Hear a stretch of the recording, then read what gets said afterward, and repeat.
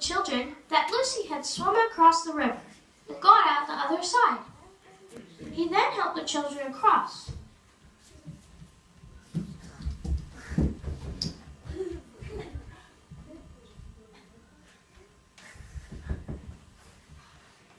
Thank you, Mudwiggle. Thanks, children, said Mudwiggle, and he swam away. The sun was shining very hot, and soon the children's clothes were nice and dry. They saw an apple tree, so plucked 2 big, juicy red ones. Oi, my apples! Said the tree. I've never heard an apple tree talk before. I'm afraid I'm not really an apple tree. I'm really a beast man. I was turned into an apple tree by the witch called Bad Jelly. I wanted to fit to my face, my wisdom. The children said they couldn't help him because they couldn't do magic. But if we see another policeman, we'll tell them where you are. And we will bring you your whistle. The children went on walking, and a little mouse popped his head out of a hole. Poor little furry mouse, thought Rose. What is your name? my name's Dinglemouse, but I'm not really a mouse. I was a banana before the witch turned me into a mouse, so you be careful to see her run away. The children said they would run away if they saw her. We must go and look for Lucy the cow. Can I come with you and be your friend? I have a good singing voice. Listen to this. Little bitty, I am a little flea. Around up daddy's trouble, but I'm on my knees. The children liked his singing and said, All right, you can come with us and look for Lucy. Tim put Dinglemouse in his pocket. They all set off to find Lucy.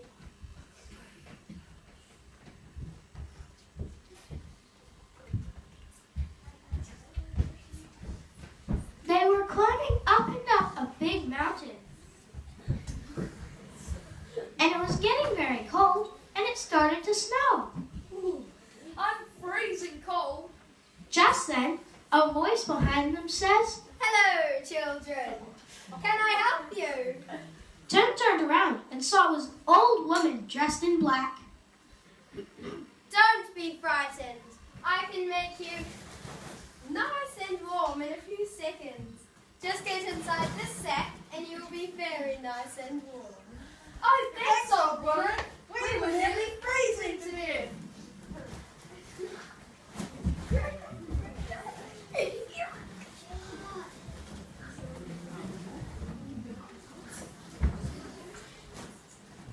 As soon as the children got into the sack, the old woman screamed.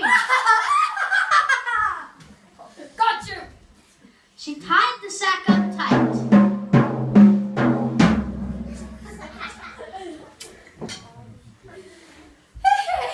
Got you. I'm going to eat you all up because I am Mad Jelly, the baddest witch in all of the world. The witch took the children to her castle on top of a mountain. It was made of iron, and only the witch had the key to get in. The witch opened the door. Inside was her servant, a giant called Dullboot. He was as big as a house. He had purple hair and 10 eyes all around his head, so he could look behind him without turning around. Dullboot, the sack. Bad Jelly told the giant to take the sack with the children in. Put them into a dark room right at the top of the prison tower, and don't let them out of the sack. Oh, my pretty. He carried the sack up thousands of steps, opened the door, and threw the sack with the children in on the cold stone floor, and locked the door.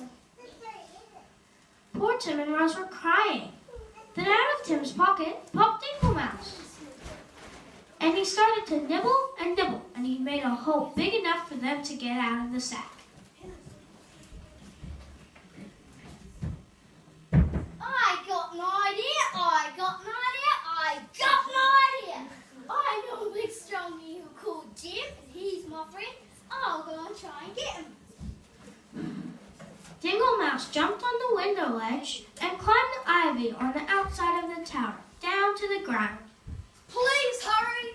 The witch is going to kill us in the morning! So Dingle Mouse ran as fast as he could. He ran and ran and ran. By now, Dingle Mouse had reached the tree where Jim the Giant Eagle, who was nearly as strong as God, lived. Jim was fast asleep when they heard Dingle Mouse calling. Help! Wake up, Jim! Wake up! The witch is going to eat the children when the sun comes up. So Jim the Eagle quickly took off his pajamas,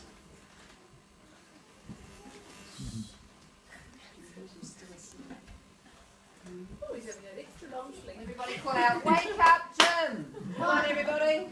Hurry up, wake up, Jim! Wake up, Jim.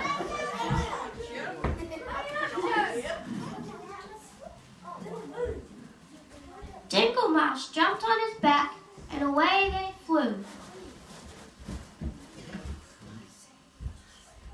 Can you see Jim the Eagle coming, Tim? No! Look, the sun is coming up.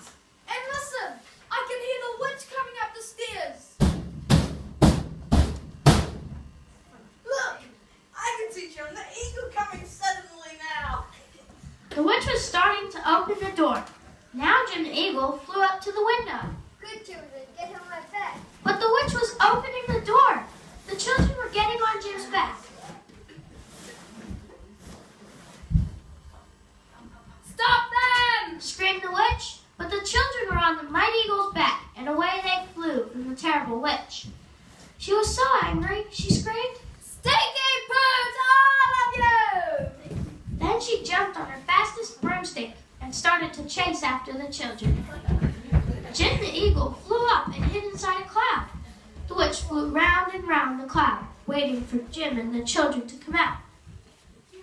Just then, God came along, pointed his finger at the witch, and be-room, bang, spiddly-dee, the witch burst like a bomb and disappeared in smoke. When Jim the Eagle saw that Bad Jelly was dead, he flew the children back to the witch's castle to look for Lucy. There she is! And there, chained to a wall, was poor Lucy. Quickly Jim flew down next to her. She was so pleased to see the children, she went, "Woo, woo," and cried. Jim the Eagle broke her chain with his beak. But then, the back door of the castle opened, and out came Dullboot the Giant. Get away from that cow! She's my dinner! And he drew out his sword, and he tried to chop the children's heads off. But Jim grabbed the giant by the hair, while Dingle Mouse nibbled the giant's belt, and down came his trousers. Ah! I'm showing my bare bottom! And he ran away to Bare Bottom Land, and never came back. Now we're all safe. Then Jim got the children and Dingle Mouse on his back, grabbed Lucy's horns in his strong claws, and flew them back to their home.